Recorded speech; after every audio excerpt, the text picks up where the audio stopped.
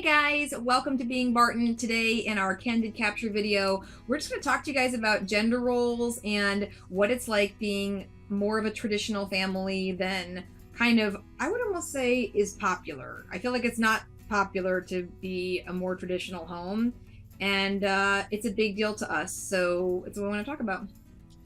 Yeah, traditionally, gender roles have had different things, I guess, over the years, but nowadays there's no such thing as traditional gender roles. Everything else is kind of out in the open, and I don't know, it just doesn't seem like there tends to be any standard anymore. Yeah, it feels, from my perspective, it feels a little bit like as a woman, somehow you're supposed to be really offended by being a homemaker. Right. And the challenge with that is that it's really hard to be a homemaker. And with most things in life, if you don't have community or some sense of understanding from the people around you, when you have a challenge, that challenge is so much worse because you're kind of alone. And it's totally not popular at all to complain about being a housewife while being a housewife. I mean, if you say, I'm a housewife and this stinks, but I'm staying right where I am, thanks. That's not really a conversation I feel like I can have. I think most of that is because there's a lot of shaming going on in public for women who are homemakers. Like somehow they're perpetuating some patriarchy by running the house, and I think it's misguided, and it's overall shameful to do something like that because it's still a role that's needed. And if I was getting pregnant and then had to stay home for a length of time during that pregnancy, and then suddenly was at home taking care of the home afterwards, I don't think that there's a thought process with people thinking about this. I think they're like, well, women should be able to do everything that men should be able to do, and I think to some degree that's possible. It's not that I think that women can't do what men can Right. do. I think a lot of the things women don't want to do. There are many jobs that men can do that I'm like, that's all about you. I have no desire to do that. And it almost feels like that's wrong to say or some. And also the other part of this is that I kind of end up being a little bit jealous of Erin sometimes, and it causes conflict for us. This isn't like a couple quarrel videos, so we just wanted to chat about kind of our feelings on it. But it is true that when you see a person who is successful in a career, no matter who they are, it's kind of hard not to have a little bit of envy there. It's kind of hard to not feel like, well, is that something that I want to go after? Or do I just need to work harder to be satisfied with where I am? And what is the best way to deal with that? And when you're at home alone at home with small children, there's not a lot of people to like bounce ideas off of. And the mother community, the community of mothers, that place that you go to meet other people when you no longer are in the workforce. And I was in the workforce and I did a good job in the workforce, I feel like. But I never found a passion in any specific area. Erin has passion for his job. For my work. Yeah, like he's really excited about what he does every day.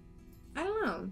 No, again, I still think it comes back to society. Society has now got this thing in their mind where they think that if you're staying at home, you're committing some kind of crime to humanity, and it's now that because of that, I think a lot of people shame homemakers. Well, it's also like you can do better and we'll help you. That's it. It's like there's no honor in raising children.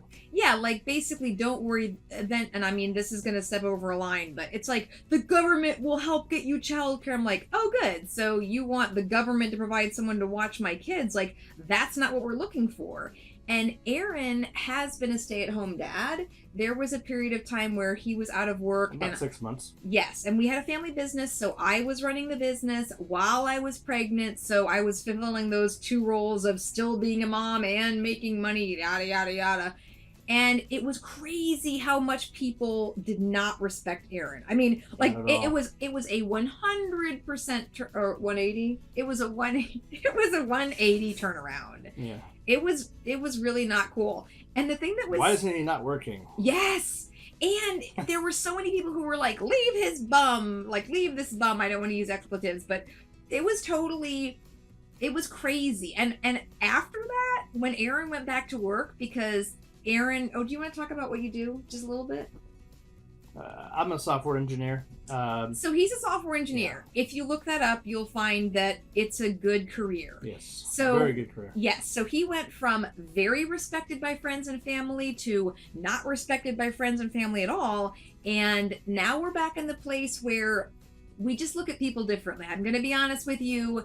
We have a different perspective of, you respect us because he has a good job. But if tomorrow he didn't have that job, the chances of you shaming him are high. And so we put so little weight on how people view us in that way, because he's awesome and it's really hard. It's hard to raise kids. It's hard to have a profession. Both roles are really, really difficult.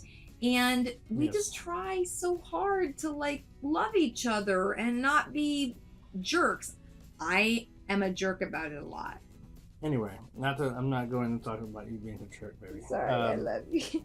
But for the most part, my biggest issue with this is it's a hypocrisy. You know, I am crap if I work and then someone else has to stay home. You know, because I'm this guy who's basically forcing her to work, to stay home.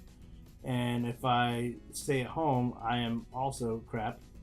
So, and if we both stay at home, then neither one of us are actually watching or raising our children.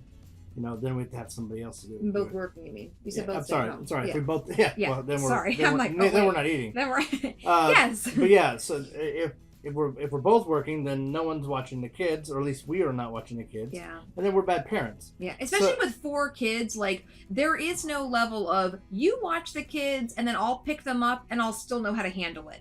If you do not, and because they're changing all the time too. So it isn't even like, oh, well, I've got a good relationship with my kids, so I'm going to send all 4 of them off just because I don't feel satisfied as a woman, so I'm going to go get a job to feel satisfied. That's a struggle I have, so I understand that that's a real struggle for women. For me, I'm trying to fight that because I believe that in the long term, our family will be better off if I stay home with our kids. So that's what I'm trying to do. But if you send all your kids off for someone else to watch them, then when you pick up the reins again at night, you have no effing clue how to handle them. That's my thought. Well, I mean, that's the least of your worries at that point. Like, they're not getting enough quality time from you, and some of your ideals and beliefs won't be imparted on them as easily. Someone else has done that for the last 8-10 hours before you. So those are our very personal beliefs on this, and I know that there are 1,000 ways of looking at parenting. And when you have our situation where we can afford for one person to work and one person to stay home, as long as he's the one that's working, and so we do that. And it would be different if both of us had to work. We would handle the challenge. You know, we would tackle that. We would just deal with it.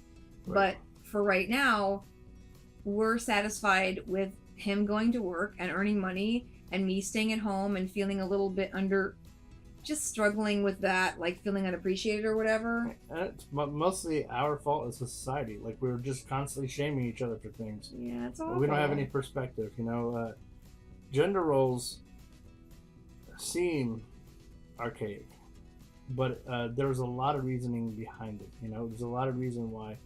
You know, if I could get pregnant, like I started talking about earlier in this video, you know, would it be different? You know, would it, at that point in time, if either one of us could hold the kid? Yeah. I think then I could take a step back, or she could take a step back based on whoever has better earning potential. Yeah. But I still think even in those cases, for some odd reason, someone would have some issue with women staying home. Yeah, we just have a very basic look. We feel like it's very logical to say, do you want kids? Yes. Do you want many kids? Yes. Okay, so who has the greatest chance of earning money? You do. And that's it. Okay, so what do you... Makes sense then. Yeah, it makes a lot of sense. But if you had the greatest opportunity of making money... We would do it differently, and he would be a stay-at-home dad, and then we would just deal with the conflicts of people saying, what's wrong with that? There's nothing wrong with that. When a family decides what they think is best for their family, there should be respect for that. You should say, good for you. Yeah. I hope you're able to stay married because marriage is hard. So we hope that you're able to have kids and that they're healthy, and we hope that you find satisfaction in a career, that you can afford to pay for stuff, and it's none of my business what the dynamic is that works the best for you. But we are traditional, and that's what works for us. Just happens to work. Yeah, and we have conflicts, which we talk about in our couple quarrel videos. So every couple is going to have conflicts, but we are very much together on our view of it's okay for men to go earn money, and it's okay for a woman to stay home and raise kids. And honestly, it should be okay the other way around. Mm-hmm. You know, if you're a woman and you want to work and you need someone to take care of the house or take care of the young ones, and your man does, maybe we should stop shaming each other for that. We should stop shaming each other. I mean, and I think we are not unlike most people that are dreamers. We are dreamers. We're very big dreamers. We at one point had a family store for a couple of years, and we were very excited about the prospect that we could just do that as a family all the time. Yep. Our preference is for all of us to be together all the time. If Aaron could be home with the kids all the time with me, oh my gosh, that would be awesome. So we continue to try at different avenues to make our dreams come true. Yep. But we just deal with reality in the meantime. And I just feel like I'm so excited that we want to be together. We want to be together as a family, but for right now, we deal with a more traditional setup, and we'll just keep working at our dreams. Yep, sounds good. Well, I appreciate everybody. Our kids are calling us, so we're going to skedaddle. We'll see you guys here next time. You.